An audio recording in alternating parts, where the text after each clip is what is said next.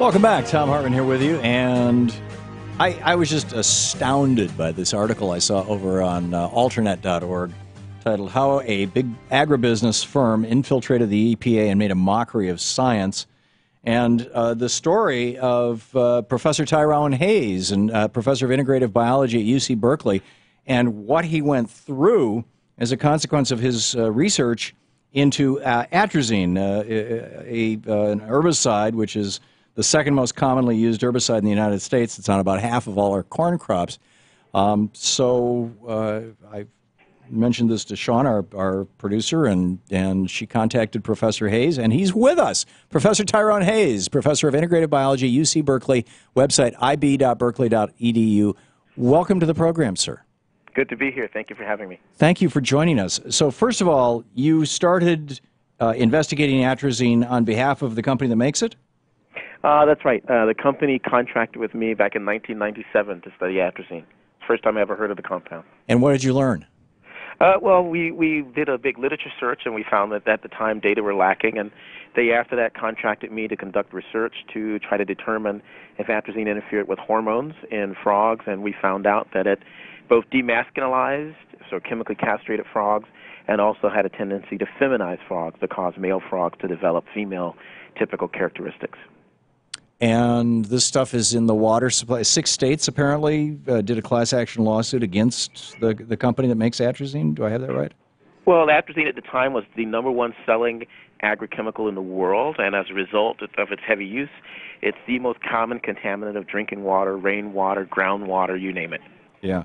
Now, one of the things that really boggled my mind, you resigned from this panel. Syngenta, the company that makes this, was apparently downplaying your results, according to this article. Correct me if I have any of this wrong. And in a conversation with my friend and colleague, Amy Goodman, you said Tim Pasteur, for example, before I would give a talk, would literally threaten, whisper in my ear that he could have me lynched. And he said he would send some of his good old boys to show me what it's like to be gay. Or at one point he threatened my wife and my daughter with sexual violence. You're African-American. Who is this guy?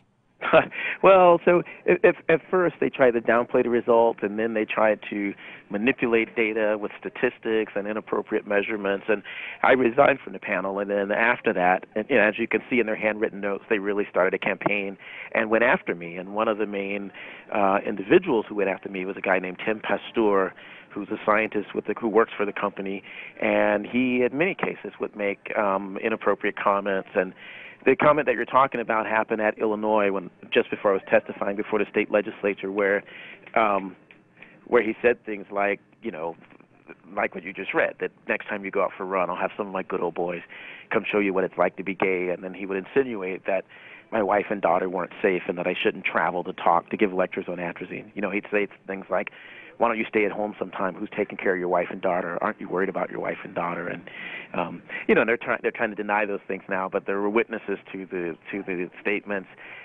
This is terrorism. Was called, police were involved, etc. This is terrorism. It is. And that's just one example. And I think one of the things that the New Yorker article did was use their personal notes to show that these things were really happening to me.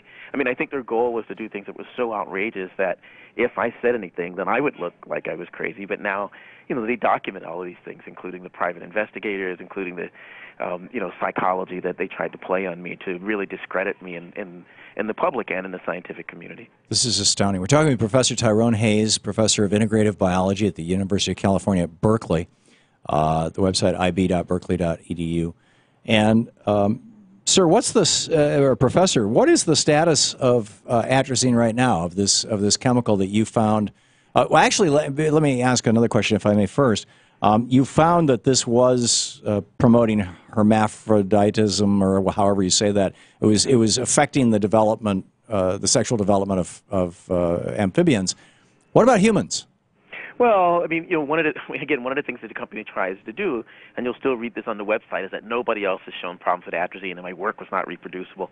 When in fact, there are at least 5 or 6 other independent labs have shown that atrazine causes problems in amphibians. There are multiple labs around the world. In fact, I published with 22 scientists, 12 scientists from 12 different countries, we published work showing that these effects on sex development occur in amphibians and reptiles and fish and lab rats and reptiles, but there are many studies now coming out showing that atrazine causes problems in humans, that it's associated with low sperm count in men, just like it is in frogs and rats.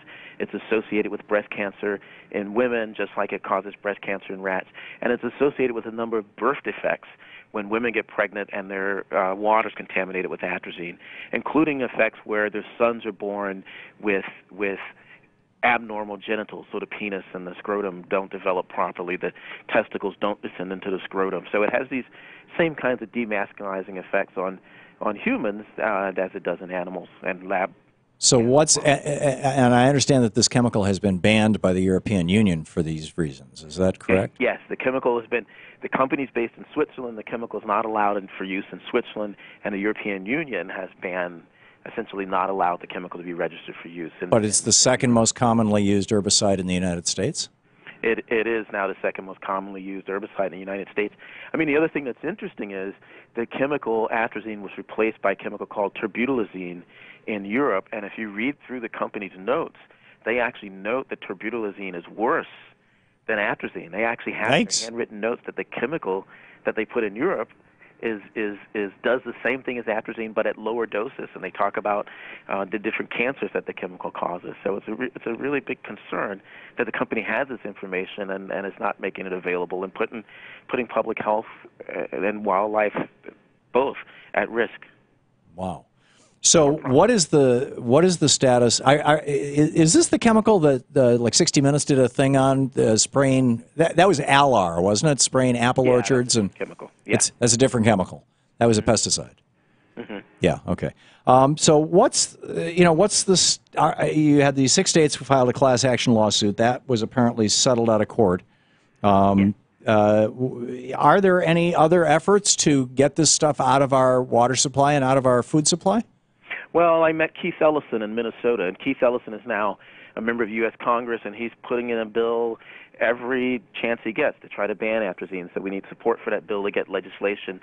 Several states, including Wisconsin, Illinois, New York, have all tried to. Minnesota have all tried to ban atrazine because the federal agencies aren't working to do so. There's also, atrazine's under review with the Environmental Protection Agency, so there's a potential that something could happen there, but I really doubt it because of the influence that the industry has over agencies like the Environmental Protection Agency. Jeez. And if we do successfully ban atrazine, are we just going to end up with this more potent chemical that this company makes, like they've done to some of the countries in Europe? I would hope not. In fact, if you look at Keith Ellison's bill to ban atrazine, the bill is actually to ban all the chemicals in that class. So I would hope that wouldn't happen. What is the name for that class of chemicals? The class of chemicals are called triazines. Triazines, okay. Mm-hmm. And these are weed killers, basically, herbicides. Yes, they're all weed killers. Yeah, remarkable. And you said that this stuff is relatively insoluble in water, yet it gets into our water supplies?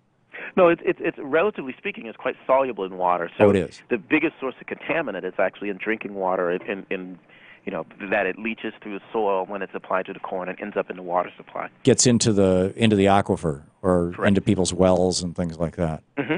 Remarkable, absolutely remarkable. It's an amazing story, and my hat is off to you, sir, for standing up and speaking out. Thanks so much for being with us today. Well, thank you. Professor Tyrone Hayes, professor of integrative biology at UC Berkeley.